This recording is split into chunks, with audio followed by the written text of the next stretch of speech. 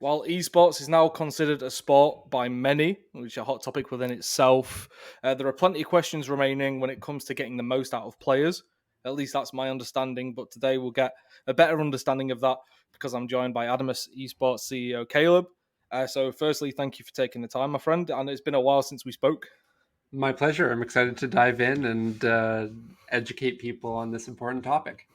There we go. Because I remember my first impression of like esports performance when I came across it like 4 years ago. I was like, just get them to sleep well and eat well and they'll be completely fine, ignoring obviously all of the mental and neural things that go on there. And had many conversations with Taylor Johnson over the Hmm. years, who's obviously big on performance as well. People won't know him, but used to work for like Optic Gaming and stuff. More recently he's at State Space, which does like aim lab and such.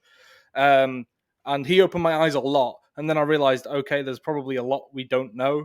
And since then, probably about 4 years on, 3, 4 years on, it seems a lot has changed. There's a lot more people coming into esports with the sole purpose of helping people increase their performance. We've got people on like the medical side as well. We've got people at Edward, who's at Energy now, I think. And obviously, you guys have grown a Yeah. lot as well. I was on your team page earlier, and I had to scroll down quite a fair bit, and I was like, I don't remember it being like that before.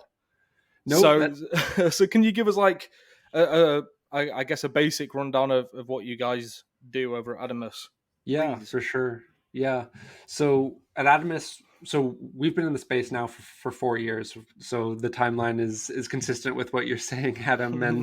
And really, we came into the space 4 years ago with the express purpose of coming in and bringing a traditional sport model of athlete support to esports and esports athletes and esports organizations, because we just didn't see it happening really in the esports space.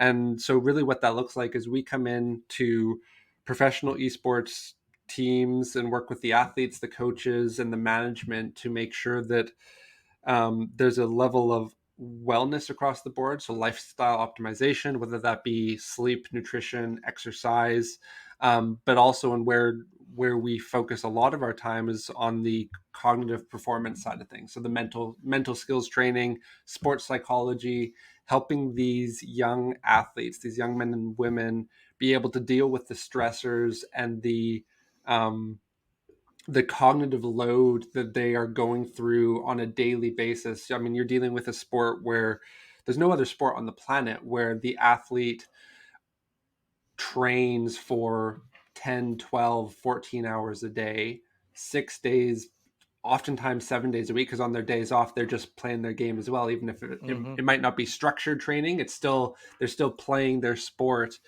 And that kind of load cognitively or physically has really just never been seen before in sport. And so it's a new frontier, which is why you've got so many really good performance people like Taylor Johnson, like a lot of the people that we've hired at Adamas come in from traditional sport and try to not only help these athletes but try to take the learnings from traditional sport, the good and the bad, and help form this new industry in a as positive a light as possible. What would be the most comparative sport then in terms of this load? Would you say chess? That came to mind instantly. Like they're also sat down on their asses, like using their brain a lot, right? And I think there was like some ESPN report maybe a couple of years ago where it like explained just how many calories they were burning at events, Hmm. and it was like, Jesus Christ, like you don't Yes. realize just how intensive it is. Chess is a good one. I like the Formula One example too, because I do think that if esports athletes took their physical fitness and to the extremes that Formula One athletes do, they would be performing that much better as well. Hmm. But I think Formula One, it is such a like they use so much visualization and mental skills, and like it's very cognitively focused as well. I think Formula One and chess are really good kind of examples or comparatives from traditional sport. Yeah. That's interesting, and also I think that maybe makes it makes it even sweeter that chess is seemingly integrated into the gaming side of things. I won't necessarily say esports, but especially over the lockdown period, right? Like the Botas sisters and and the geezer over at TSM that I think just joined Misfits now. Hikaru, I think his name is. I could be getting that completely wrong. It's been a long day, but Right. regardless, like they seem to slot into like the community very well. And we saw like Envy, which rest in peace is now Optic, like have the Bone Test sisters on board, and CLG I think have a chess player and stuff, right? Like that seemed to slot in pretty well, and Yep. even on like Twitch culture as well. I think it's died down a bit now. Everyone's allowed back outside, Well, but they slotted in well. it's funny. I was reading an article here this morning about how more and more people are actually moving over to chess because they're actually, and not even necessarily from the gaming space, but like people are trying to get away from their screens and they find chess is a Mm-hmm. fun game and a fun cognitive activity to do, and it gets you away from the screen and gets you out interacting with people. And so I think I think chess is very much a growing space, a continually growing space, as it seems to have been for forever now. Which is how everyone describes esports, right? As well. So Yep, for sure. Yeah, whether I that's think true or there's not, yeah. if you look at Newzoo estimates over the past 2-3 years, then it paints a little bit of a different picture than the esports narrative as a whole. But that's a completely deviant topic, which I will not drag you into this time. But as I mentioned earlier on, like you've increased the amount of people you have on staff like dramatically over Mhm. the 4 years, right? So, what do you pin that down to? Do you think there's just there's more demand from organizations themselves to get more out of their players, or do you think companies like yourselves and people like yourselves have like done a really good job selling and then proving that this is needed?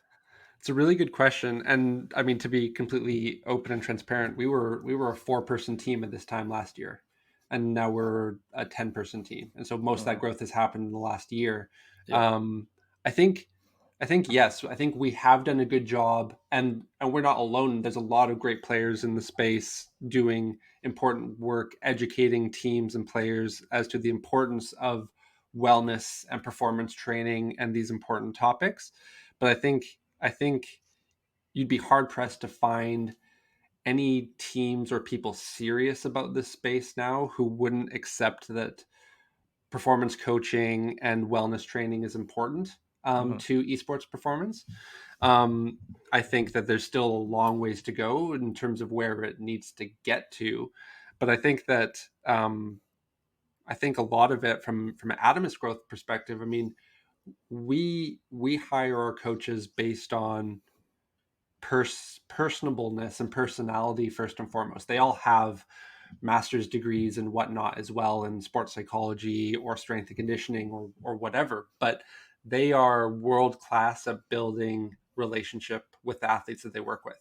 And building that trust, I think, is something that for the first few years that we've been in the space, I think previously, a lot of individuals and bad actors in the space came in the performance and wellness space in esports and really kind of set the entire industry back a little bit because they burned bridges and they gave their athletes bad experiences, and we've been trying to pave the way forward again through just quality people who genuinely care about their athletes and want them to be successful. And I think that's where we've seen a ton of successes.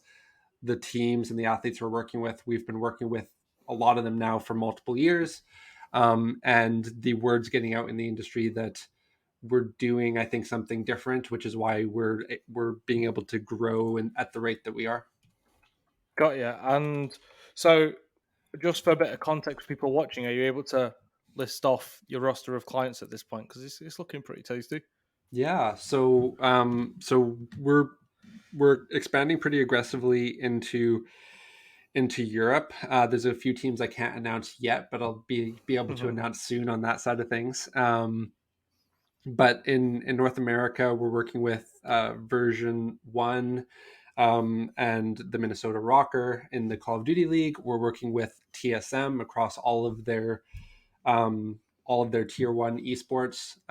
We are working with the Golden Guardians and the New York Subliners and Tundra Esports, which is one of the European teams, Mm-hmm. and again a bunch more that you'll be hearing more from us in the coming weeks. But keeping us nice and busy, and honestly, just loving the support we're getting from our partners at the leadership level, they obviously get it, and then we're able to do our work in a very effective manner, working with the coaches and the athletes themselves.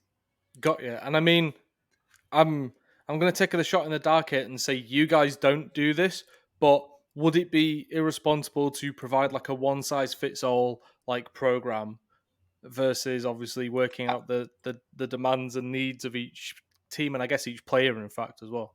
I believe it wouldn't work. I don't think offering like a set package or curriculum, I don't Take think this anyone would buy it. magnesium, go for a walk an hour a day, sleep 8 hours, and you'll be fine. Like, Again, if you don't have the relationship and if you don't understand what any specific athlete or team is going through at any specific time, you're not going to get the buy-in into whatever program you have. And so that's why, again, our programs are coach led and coach focused, where they're building customized solutions for every team and athlete that they work with individually, because every team is different, every athlete is different, and we want each one to be successful, which means we need to build something customized to their lifestyle, to their goals, but also to the reality of what their broader team looks like as well. And so there's so many different variables that you can't create a one size fits all. Not a no, chance. no, no, that's fine. But you see, like, obviously, money Twitter is quite notorious, and there's like an offspring of that now, which is like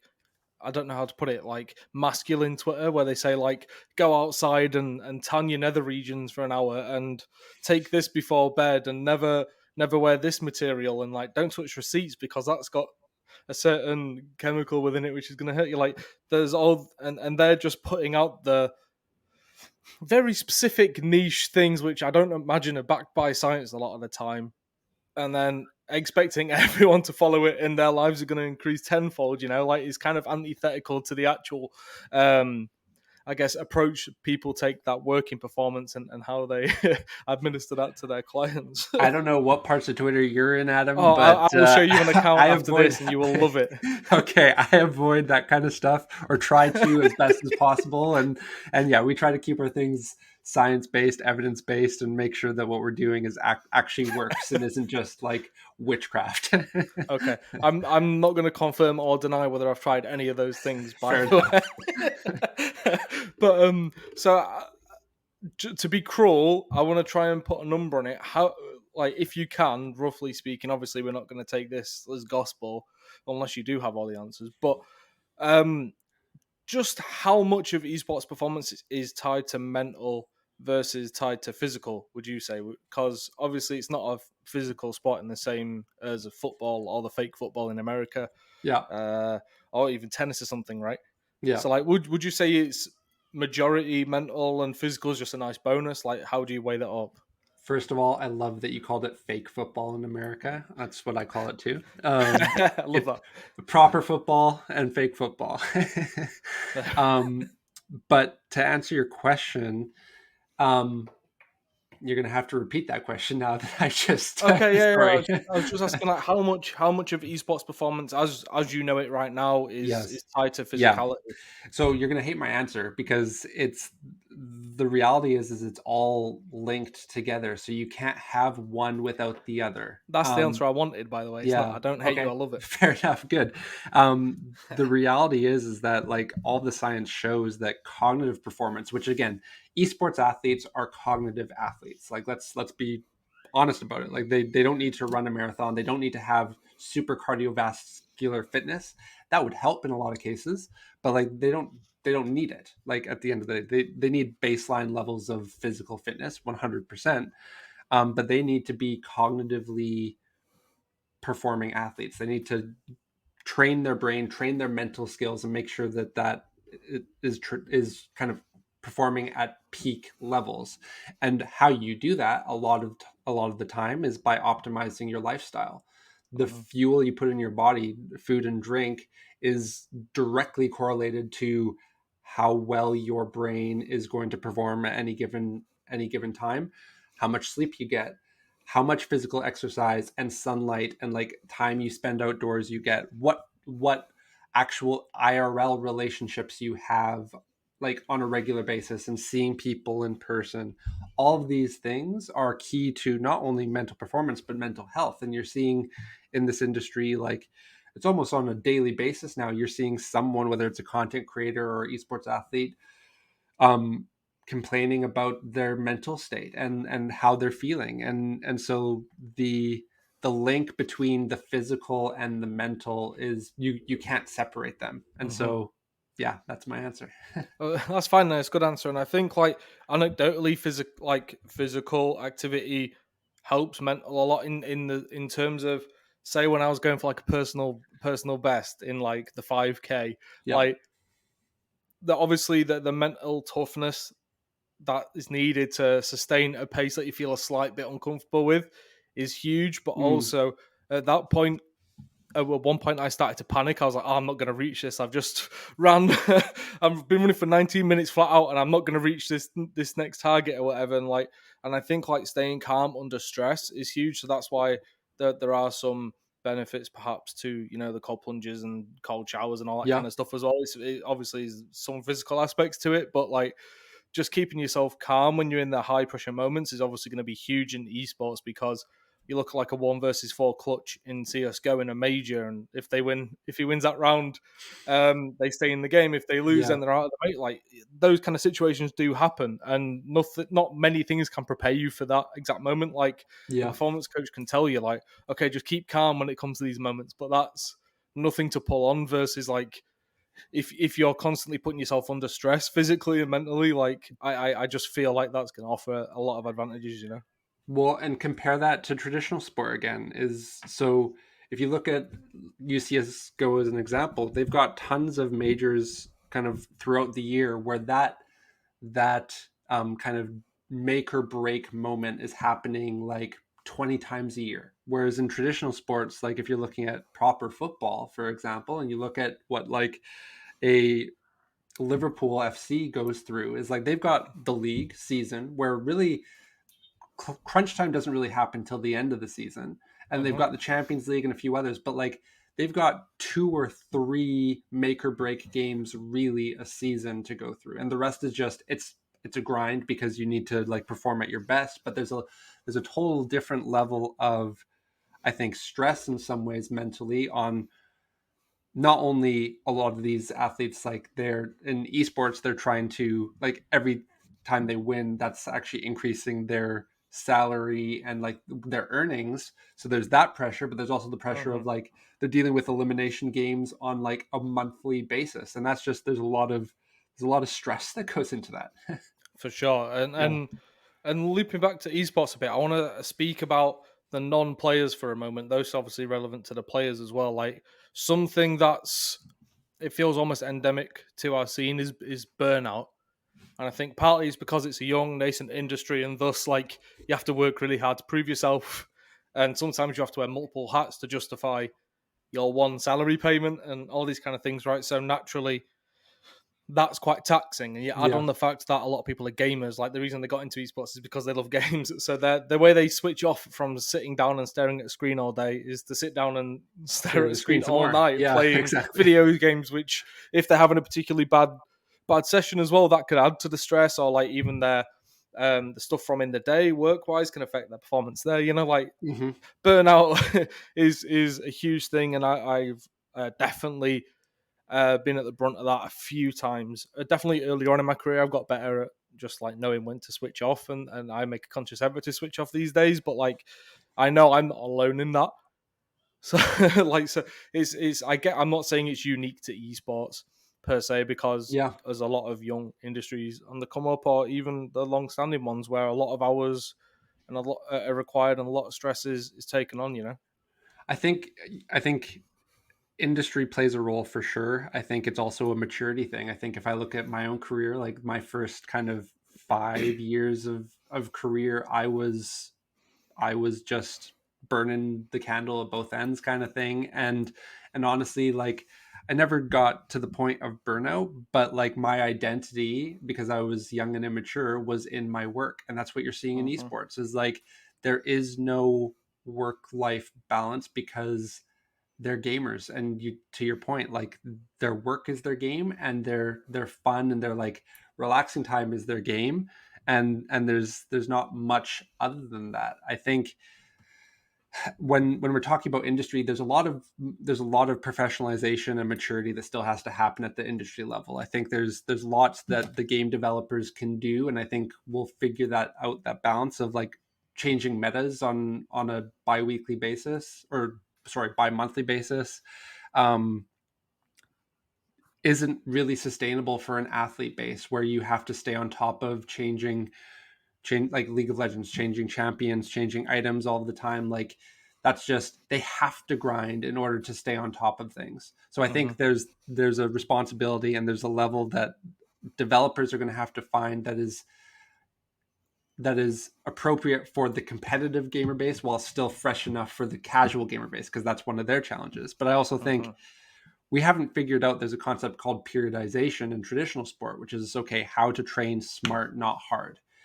And and periodization in esports just hasn't really happened. I know there's a few teams that are doing it better than others, but it's like, okay, what are you doing when you're not gaming? And as organizations, you are employers, and if you look at what a traditional sports team is doing, they dictate their players' schedules, like whatever, 8 hours a day, let's call it.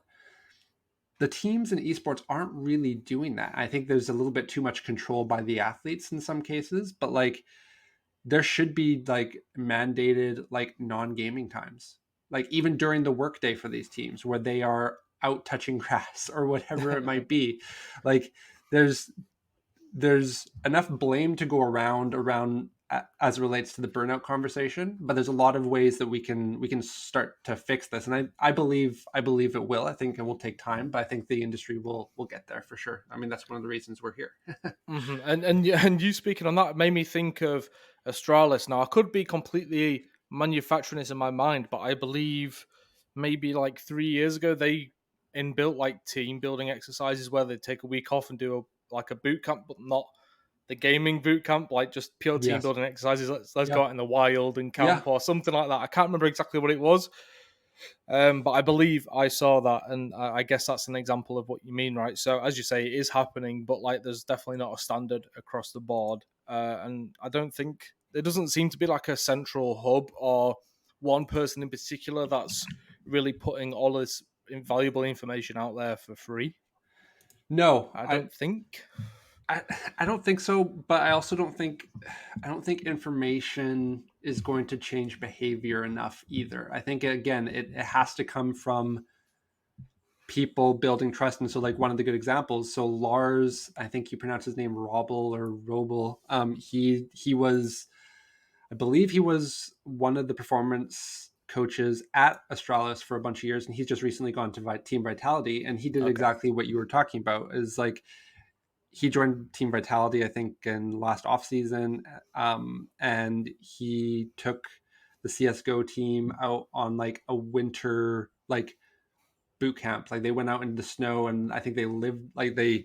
I don't know if they made igloos. Like they had a whole content thing around it, but like the out of game team building, the out of game wellness aspect of it is only going to happen more and more. But it's going to happen through people and through the right experiences and through it becoming more and more normal because people are seeing it more through content and through just word of mouth, I think. Got you. So, am I Yeah. weird by like actually taking action when I see information then? Based on what Uh, you said, like the information alone isn't enough. no, I think in this industry, Built different. because the athletes are so young, Yeah, I yeah. I just don't think that they are mature enough to seek out this information on their own. And so it's more about experiential and relationship based um, impact rather than just like having a cool infographic or video for them to watch, kind of thing.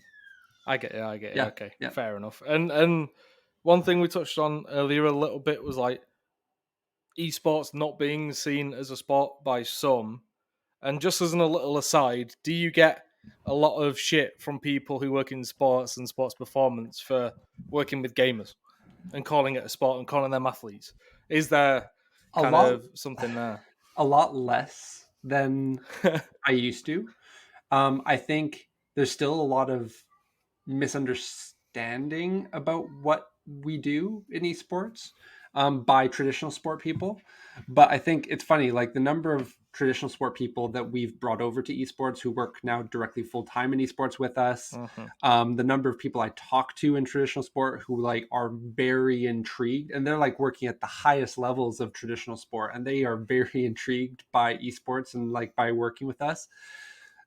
I think that was maybe a topic like 3 years ago, but I think in the Right. last couple of years you've definitely seen. I think part of it is because like there's so much money in the space and everything else, but I think also is like from a performance standpoint, it's kind of a new frontier because they are cognitive athletes first, and so how like cognitive performance is such a new field in the realm of performance as is, and now you've Mhm. got these athletes who are sitting in kind of a controlled environment all day, and so the research that can be done and the studies that can be done around this space to further the field of cognitive performance in esports but also without, I think there's a lot of interest from a lot of smart people outside of the industry as well. Got you. Got you. Well, I know either way, esports is a long way off of being mainstream per se because, like, I've been working in it for years and my dad still doesn't understand what Yeah, I do. Never sure. mind what what actually goes on. Yep.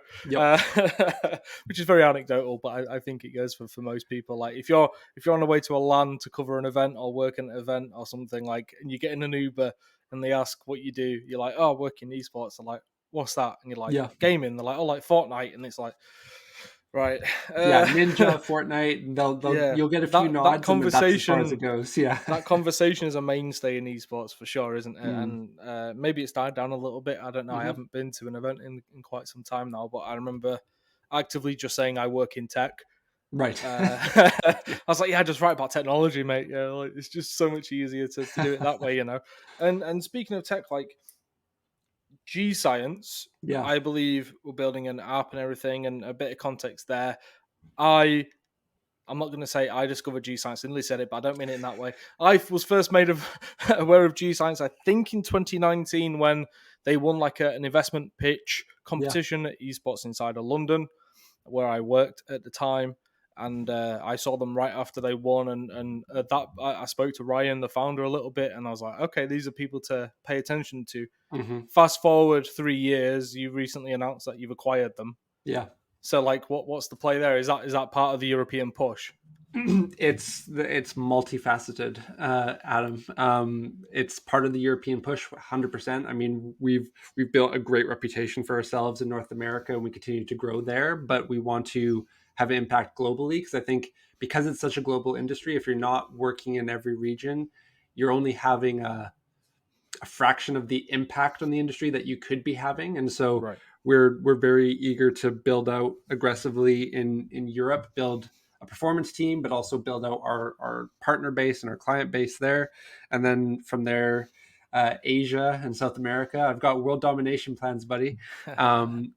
But so that's one part of it. The other piece of Gscience was the tech piece 100%. I mean, one of our goals here at Adamas is we want to use our learnings and the reputation we're building at the top of the esport, working with all these top teams, to be able to build trust and um, and an audience with casual gamers all around the world, so that we can start building out programs, products, apps that impact the health and performance of gamers all around the world at any level. I mean, one of the areas I'm super passionate about is youth sport, and there's just not enough infrastructure and not enough resources for young people who are passionate about gaming but don't know how to do it well, and whose parents are super scared that their kids are going into gaming because there is no support for them. They think it's super unhealthy, all of this. And so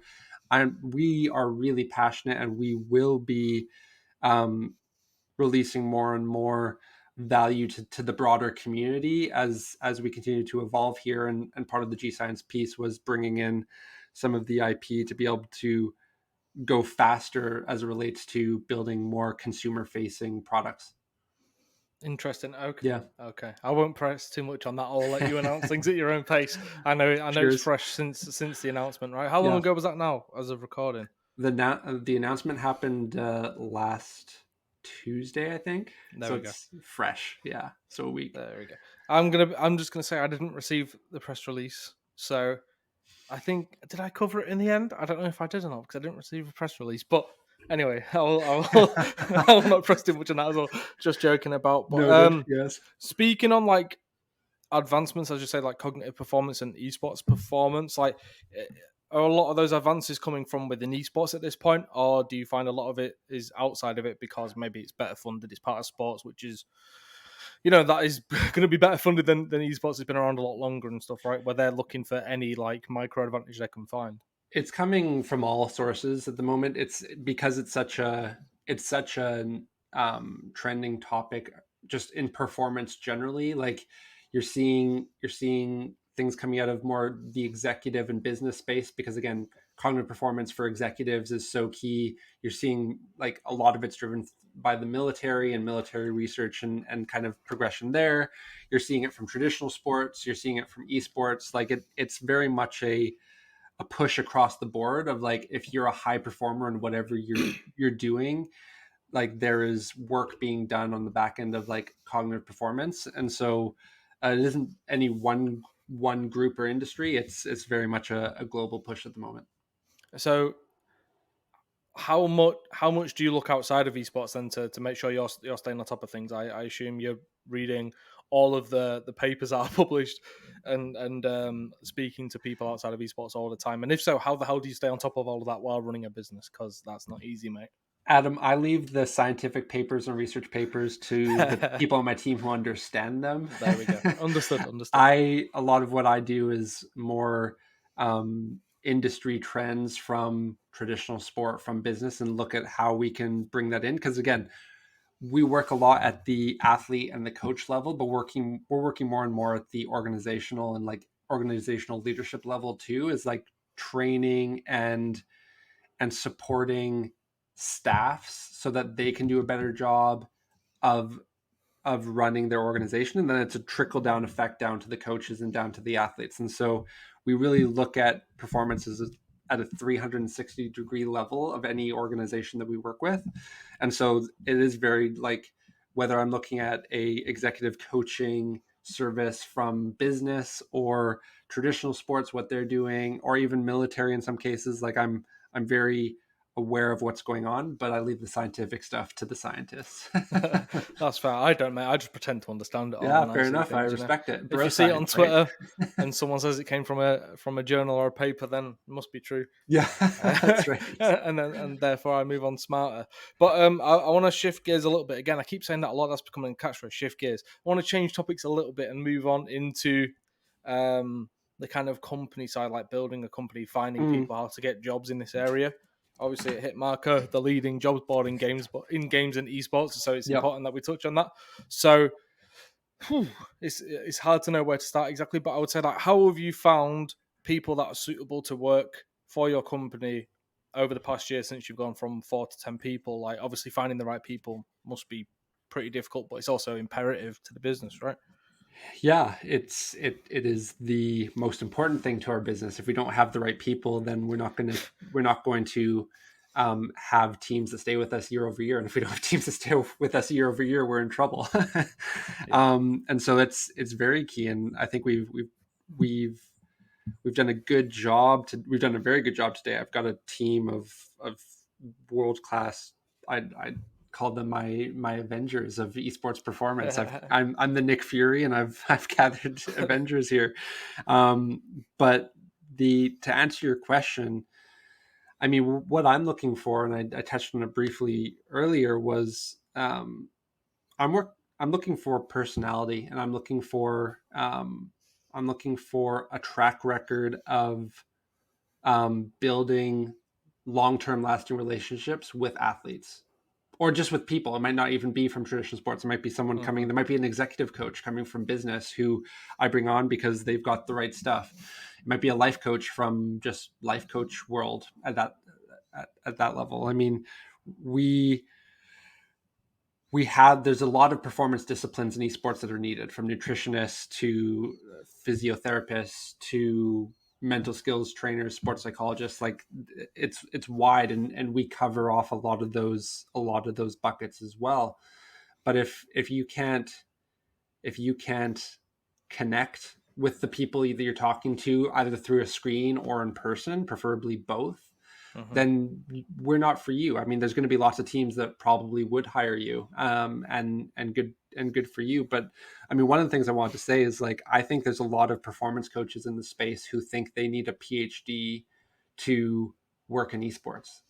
I don't believe that for a second. I think you can have a PhD and work in esports 100%. I don't think it's a prerequisite. In fact, I think in a lot of cases, for me, it shows a level of um, it raises some red flags for me because it's like you're choosing to stay in academia longer rather than getting practical experience in esports or in the field that you want to work in.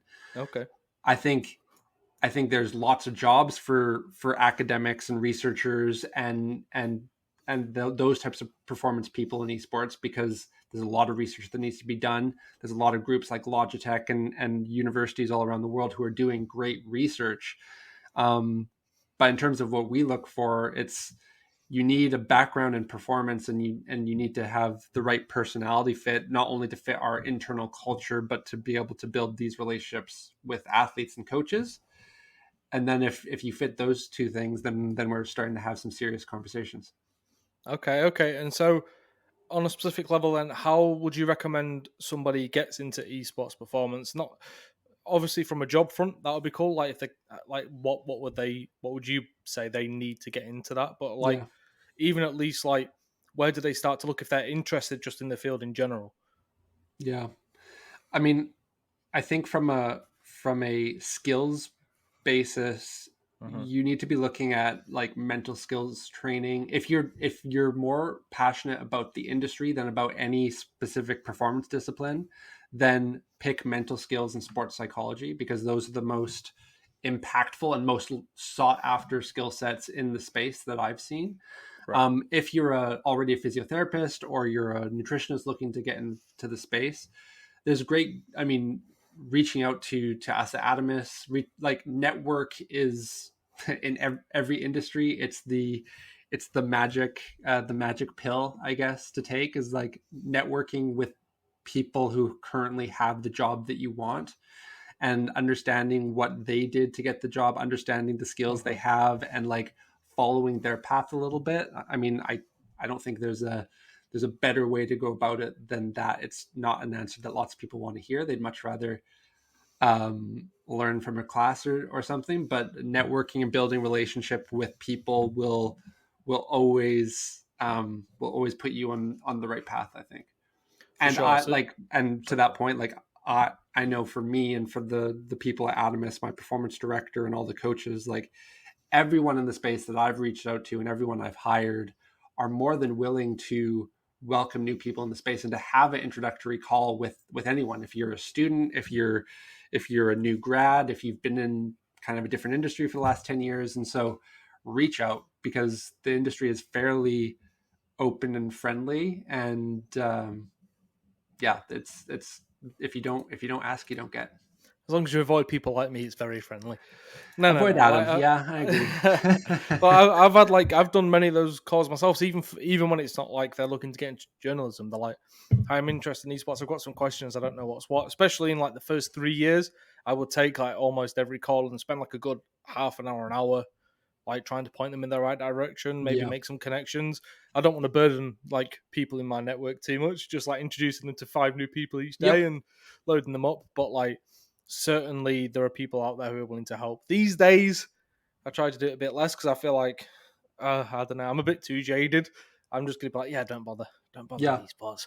But you know, like everyone but me and like Richard Lewis will say, like, it's a good place to work in, you know. So yeah. it's I just as mean, you say, reaching out to people is huge, and that's a common piece of advice that Hitmarker gives anyway. And people in the Hitmarker Discord, for example, is like networking yeah, is a big thing. So like everyone knows it, but I think it's almost taken as like a cliche and not taken too seriously, or they don't necessarily understand what it means beyond just saying hi to someone and can I add you on Discord and that's it, or can you follow me on Twitter and that's it.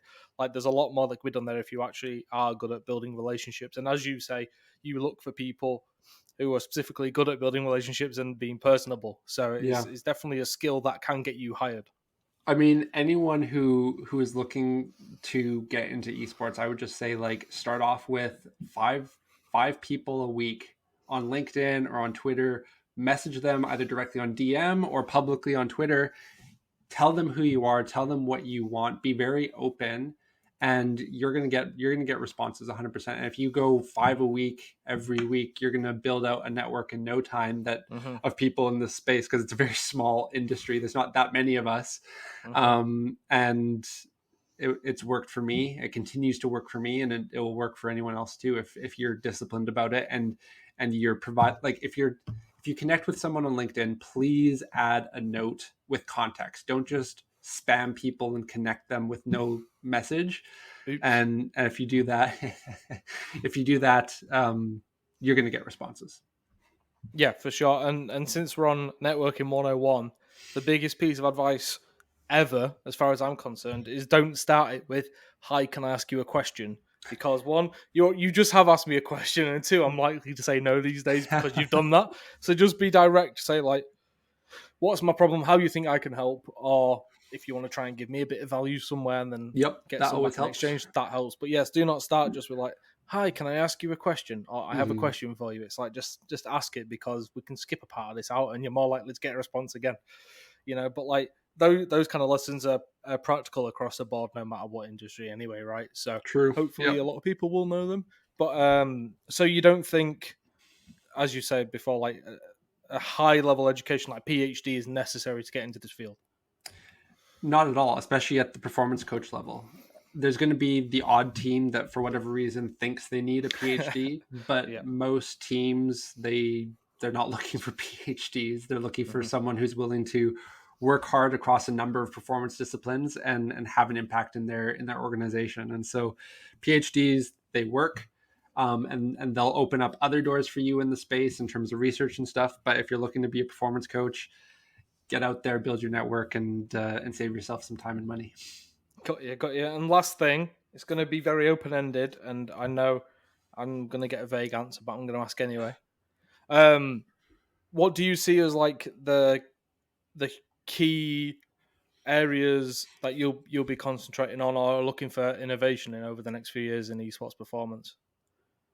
I know you don't want to give away any trade secrets, any master plans, There's but no trade secrets because this has all been done before in other industries. right, Like this isn't rocket science what we're doing. It's just how you do it is what matters. okay, I think I think there's a big focus on sports psychologists and on mental skills training, and I think that will always be the case. But I think the longer this industry exists and the more people like us and groups like us in the space, you're going to start to see more of that appreciation for lifestyle optimization and how hmm that impacts cognitive performance. So I think more tools and education on sleep and nutrition and that type of thing is really important. But also I think you're going to see that, and you don't see that very much. There aren't a ton of nutritionists in the space or no, dietitians in the space, and so I think you're going to see more on the life. I hope we're going to see more on the lifestyle side. I think we're going to see more technology come into space. You've got some great wearables out there with whether it's Aura Ring or Whoop or Garmin or what have you. There you go, nice.